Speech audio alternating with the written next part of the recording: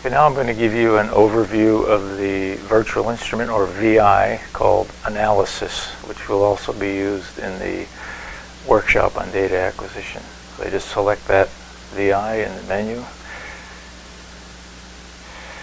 Open that up.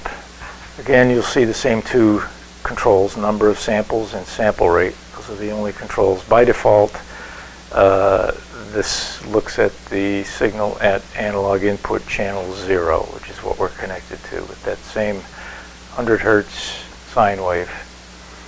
I'm going to set this to plus or minus 1 volt. My signal is just a little under 1 volt peak.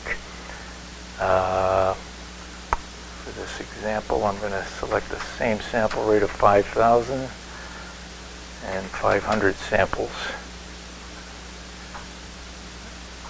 Click on that same run icon at the top.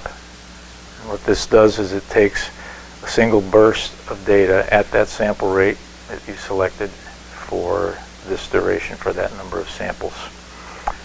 And then once that's done, it displays the spectrum of the signal out to the Nyquist frequency, in this case 2500 hertz.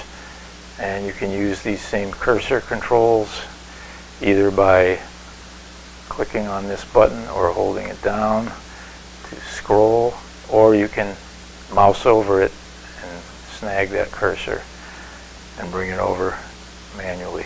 This is easier to bring the cursor, use the cursor control to fine-tune it.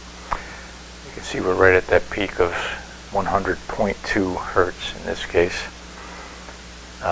Down here it displays the mean and the RMS value of the waveform. And that pretty much concludes the overview of the VI analysis.